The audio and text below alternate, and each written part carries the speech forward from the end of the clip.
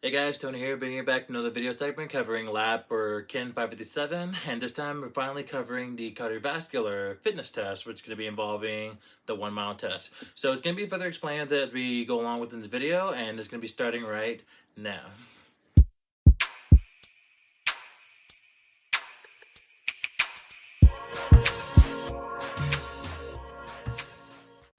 So we're out here at a park where Caleb's going to be doing a 1 mile walkthrough. First thing we're going to be doing is that we're going to be able to do a 1 lap warm up so that we know the route that we're going to be going. So for here at this park, it's actually 3 laps total that equals up to 1 mile. So after we get our dynamic warm ups in, get our warm up walk in, and after that it's going to be all good. So when it comes to doing a walk for the whole lap way, you're not just actually walking normal like this kind of thing. You're supposed to be walking as fast as you can. And I don't mean like speed walking, more like as fast as you can, okay? So without further ado, once we're done here, we're gonna have Caleb sit on the bench. We're gonna be checking his heart rate, which is gonna be about for 15 seconds, and then we'll multiply it by 4 to see what the total heart rate is for the post-exercise. And after testing the heart rate, we're also gonna be checking out the blood pressure as well to see what the blood pressure is at post-exercise. So without further ado, let's go and get started.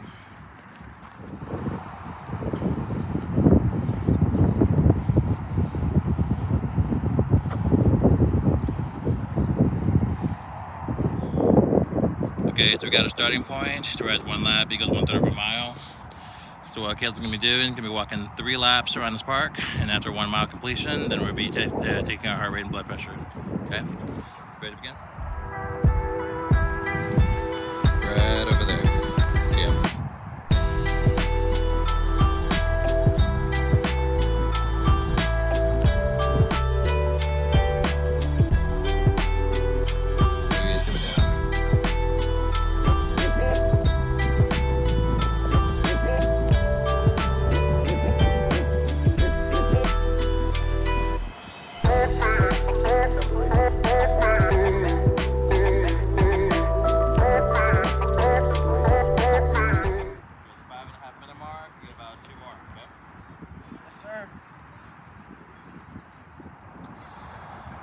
Right over there. You got this.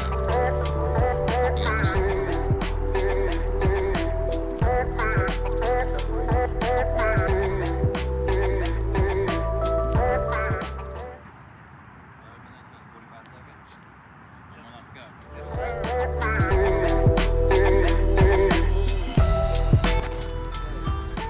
That puts you at 17 minutes and 45 seconds. Test the post-exercise blood pressure. Heart rate. My bad. You're up.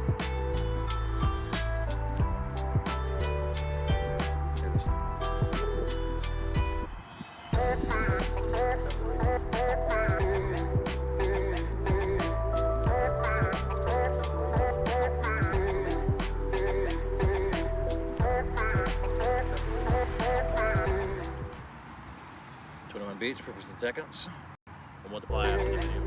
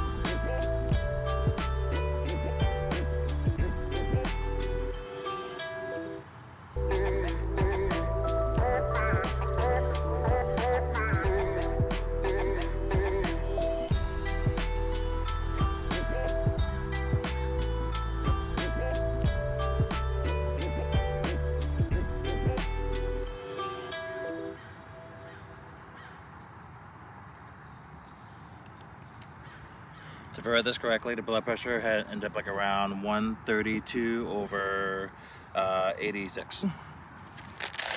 Okay, so we finally got ourselves the results collected from that 1 mile walk test that we just did. So from within that 1 mile walk test, we were actually able to collect our post-exercise heart rate as well as the post-exercise blood pressure.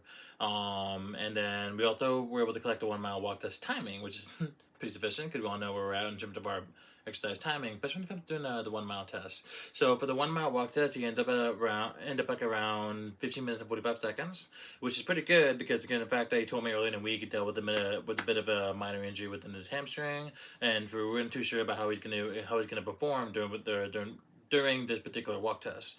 So the strategy was that we actually took our 1 lap warm up just to get a better feel about where he's going, where he's gonna be, like, what the route's going to be taking when he's following that trail all the way around that park. And then the strategy was for him, the first lap was to go easy.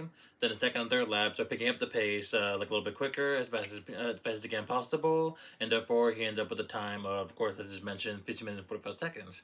So therefore, by the time we got done with the 1 mile walk test, we had him sit down on the bench. We was able to put 2 fingers within his wrist to be able to determine his heart rate and how many beats there are per 15 seconds. So of the 15 seconds, I was able to collect like at least 21 beats per 15 seconds. So when you multiply it times 4, it's going to come out as a total of 84 beats per minute. So that would be the post-exercise heart rate for the test. And then right away I was able to pull out my equipment to need to take the blood pressure. So taking the blood pressure within that left arm and keeping the wrap right around it. And after taking the blood pressure off the left arm, finding the results, I was able to hear the first beat that started around 132, and then the final beat I heard like around 86. So therefore, his blood pressure ended up being over 132 over 86.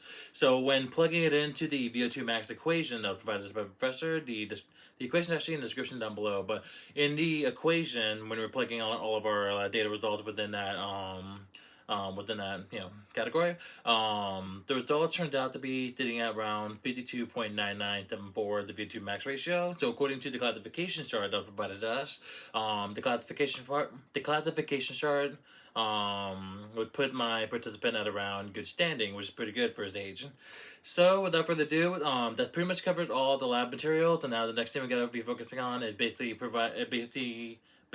developing a workout program for the participant that's going to help him establish his goal that he actually wrote in the very beginning of our class session. So therefore, once we get the program going, then we'll see how it goes. Other than that, hope you guys have a good one. Take care.